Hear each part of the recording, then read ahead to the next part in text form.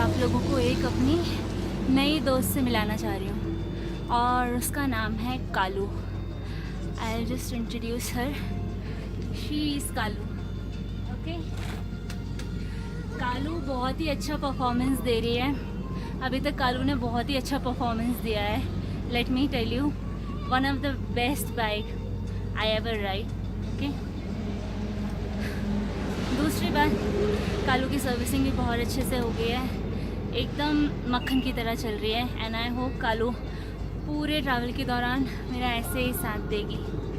So wish me a good luck, wish her a good luck, and I love her.